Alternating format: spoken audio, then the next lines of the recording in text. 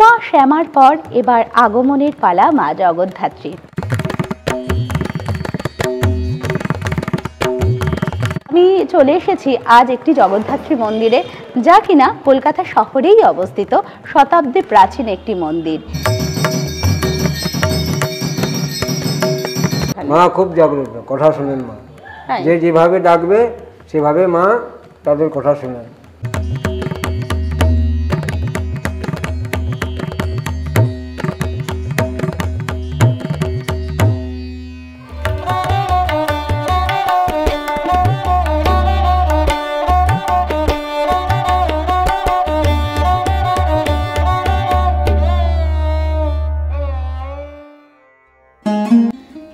হলো কলকাতার বউবাজার লেবুতলা অঞ্চলের সন্তোষ মিত্র স্কোয়ার, যেখানে দুর্গাপুজো খুবই জনপ্রিয়। এই সন্তোষ মিত্র স্কোয়ার থেকে একটু এগিয়ে গিয়ে যে সরু গলিটি দেখছেন, গলিটির নাম সার্পেন্টাইন লেন। আজকে আমাদের গন্তব্য 105/2 সার্পেন্টাইন লেন, কারণ এই ঠিকানাতেই রয়েছে কলকাতার শতাব্দী প্রাচীন এক জগদ্ধাত্রী মন্দির।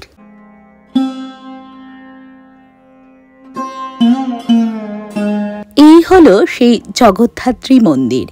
1294 বঙ্গাব্দ অর্থাৎ 1888 খ্রিস্টাব্দের 12ই মাঘ পূর্ণিমা তিথিতে মন্দিরটি প্রতিষ্ঠিত হয়েছিল এবং এই মন্দিরটি প্রতিষ্ঠা করেছিলেন কেদারনাথ দাস।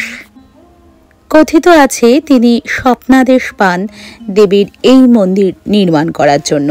সেই মতো তিনি বউবাজার অঞ্চলের এই সার্পেন্টাইন লেনে তৈরি করেন এই জগদ্ধাত্রী মন্দির। মন্দিরের দরজার বাঁদিকের দেওয়ালে এই ধাতব ফলকটি রয়েছে। নমস্কার, আমি দেবশ্রী, ফিরে এলাম নতুন একটি ভিডিও নিয়ে। পান্থজন কথায় আপনাদের সকলকে স্বাগত। উমা শ্যামার পর এবার আগমনের পালা হৈমন্তিকার, আর আমি চলে এসেছি খাস কলকাতায় অবস্থিত এক শতাব্দী প্রাচীন জগদ্ধাত্রী মন্দিরে।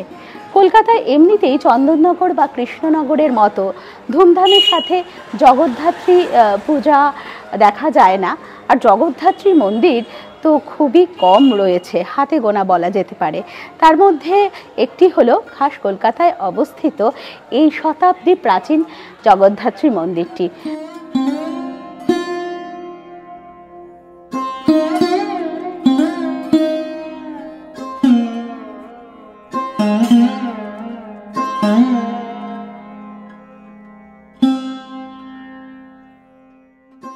মন্দিরটি অপূর্ব সুন্দর এবং তার থেকেও বেশি সুন্দর এখানে অষ্টধাতুর প্রতিষ্ঠিত মা জগদ্ধাত্রী। আসুন তবে আমরা মন্দিরটি ঘুরে দেখি এবং জানাবো এই মন্দিরটির ইতিহাস।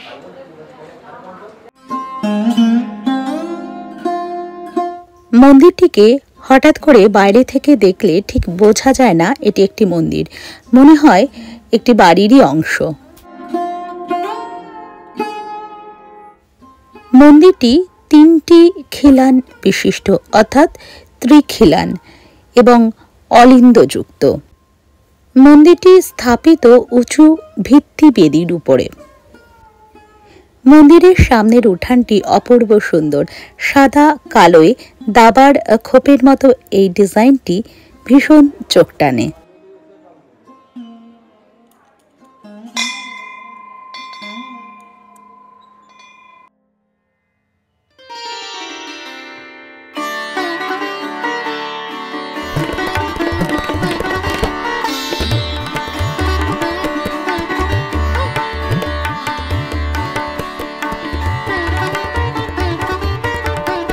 গর্ভগৃহের ভেতরে যে দেওয়ালের দুপাশে দুটি অপূর্ব সুন্দর ভাস্কর্য রয়েছে, সম্ভবত সিংহের মুখ।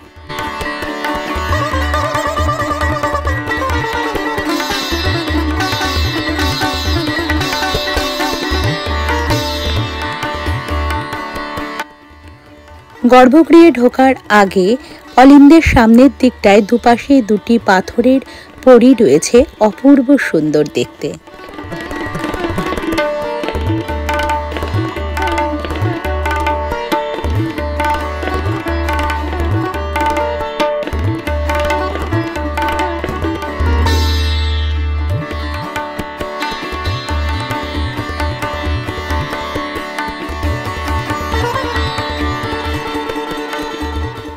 মন্দিরটি পশ্চিমমুখী।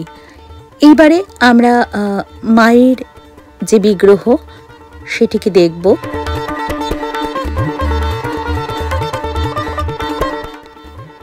মায়ের মূর্তিটি অষ্টধাতুর তৈরি। সিংহের উপর উপবিষ্টা হয়েছেন দেবী জগদ্ধাত্রী। আপনারা দেখতেই পাচ্ছেন কি অপূর্ব সুন্দর মন্দিরটি।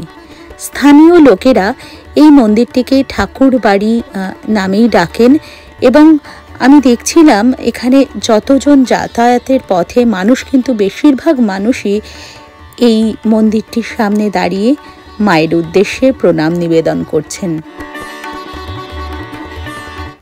স্থানীয় মানুষদের মতে মা এখানে খুবই জাগ্রত। মায়ের কাছে যা মানত করা যায় বা যা ইচ্ছা মায়ের কাছে জানানো যায়, সেই ইচ্ছে মা পূরণ করেন, এটি স্থানীয় মানুষদের বিশ্বাস।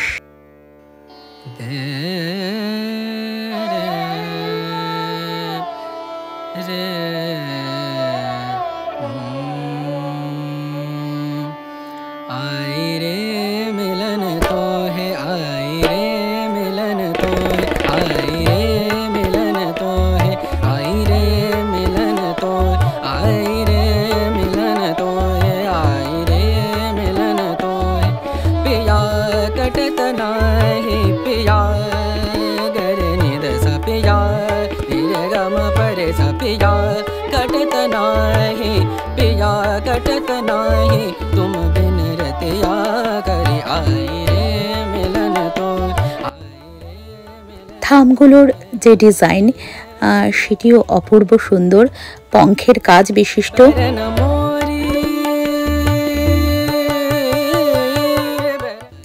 সমগ্র মন্দিরটি এক নজর দেখলে চোখ জুড়িয়ে যায়। এমনিতেই বাংলায় জগদ্ধাত্রী মন্দিরের সংখ্যা অন্যান্য মন্দিরের তুলনায় খুবই কম। এই মন্দিরে দেবী জগদ্ধাত্রী নিত্য পূজিতা হন।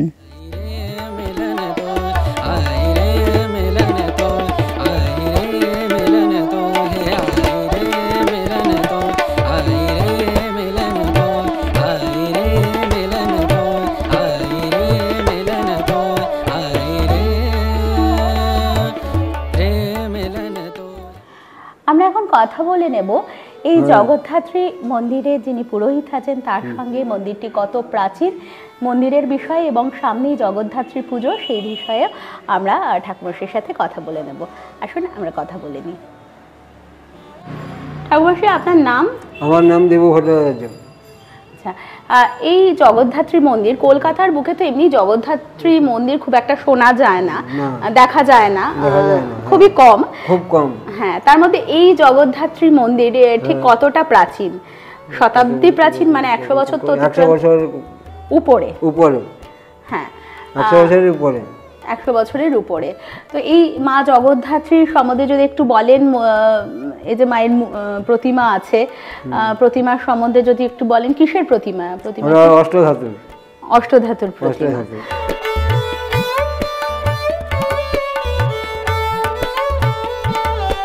আচ্ছা, এই মন্দির সম্পর্কে আপনার জানা কিছু তথ্য যদি আমাদেরকে দেন।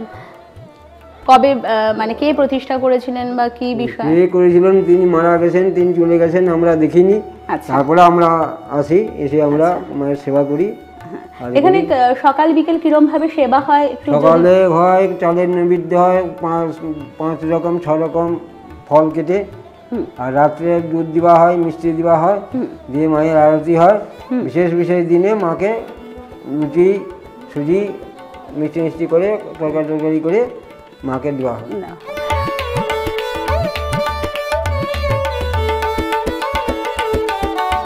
আর এই সামনে জগদ্ধাত্রী পুজো আসছে, জগদ্ধাত্রী পুজোয় কি কি আয়োজন আছে বা কিভাবে এখানে সকলে এসে মায়ের দর্শন করতে? পূজা হয় মায়ের, ভোর থেকে মায়ের 4 প্রহরে পুজো হয়, আর ভোগ টোগ হয়, খিচুড়ি হয়, পায়েস হয়, পোলাও হয়, তরকারি হয়, ভাজা হয়। ওটা কি নবমীর দিনই হবে? ওরা নবমীর দিনই হয় পুজো, মানে একদিনই, একদিন 4 প্রহরে মায়ের পুজো হয়। আচ্ছা, মায়ের কি এখানে তন্ত্রমতে পুজো হয়? তন্ত্রমতে।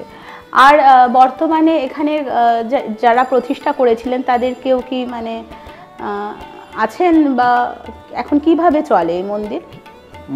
মন্দির এখন অন্য লোকের হাতে চলে গেছে। তিনি এই যে মন্দিরটা দেখতেছেন, উনি নিয়ে এরা পারছে না বলে অন্য লোকের হাতে হ্যান্ড ওভার করে। আচ্ছা, তিনি চালাচ্ছেন মন্দির, যেভাবে যেরকম আমাদের হতো সেইভাবে তিনি করতেছেন। তিনি আসবেন ওই জগদ্ধাত্রী পূজার দিন, সবাই ওদের ফ্যামিলি সবাই আসবেন, 4 দিন থাকবেন, পুজো হবে, আর রাতে মায়ের আরতির পরে ওনারা চলে যাবেন। জগদ্ধাত্রী পুজোয় মাকে দর্শন করে ভোগ পাওয়ার কি কোনো ব্যবস্থা আছে? মানুষ কিভাবে এখানে এসে ভোগ টোগ পেতে পারে? ওই মায়ের পূজার দিনে আসবেন, যে জটকিন্দির মায়ের প্রসাদ। আর সকালে বিকালে এখানে দর্শন কোন কোন সময় হয়? ভোর 5টায় মন্দির খোলা হয়, বেলা 11টা 11:30টার মধ্যে মন্দির বন্ধ হয়ে যায়। আচ্ছা, আর বিকেল বেলা 5টায় খোলা হয়, রাত্রি 9টায় বন্ধ হয়। আর এখানে মায়ের মাহাত্ম্য সম্পর্কে আশেপাশে খুব মানুষ খুব মানেন মাকে, দেখতে পাচ্ছি সকলেই এসে মাকে প্রণাম করছেন, এবং এই বিষয়ে যদি কিছু বলেন, মা কতটা জাগ্রত এখানে? মা খুব জাগ্রত, কথা শোনেন মা, যে যেভাবে ডাকবে সেভাবে মা তাদের কথা শোনেন। এখানে মানত করলে পূরণ হয়? মানত করলে পুরো আচ্ছা, তো আশেপাশে আপনি কি কিছু কোনো অলৌকিক বিষয় বা মায়ের কি কিছু বুঝেছেন, দেখেছেন মায়ের এখানে মাহাত্ম্য যদি কিছয বলেন? মাহাত্ম্য তো আছে মায়ের। আচ্ছা, মায়ের মাহাত্ম্য, যেভাবে তুমি ডাকবেন মাকে, ডাকবে সেভাবে মা ইয়ে করবে, মা কথা শুনে। ঠিক আছে, আর খুব জাগ্রত মা।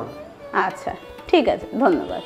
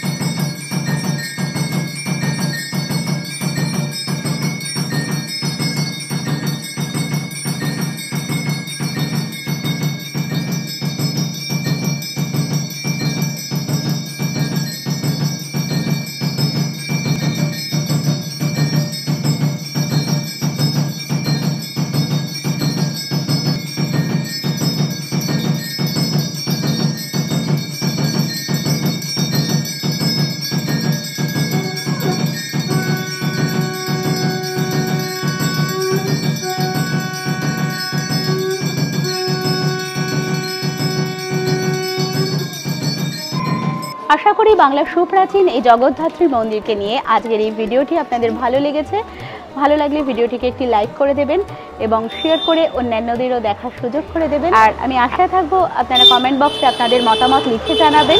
আর এখনও যদি এই পান্থজন কথাই ইউটিউব চ্যানেলটিকে সাবস্ক্রাইব করা না হয়ে থাকে তবে চ্যানেলটিকে সাবস্ক্রাইব করার অনুরোধ রইল। সকলে খুব ভালো থাকবেন। ফিরে আসবো নতুন একটি ভিডিওর সাথে নিয়ে।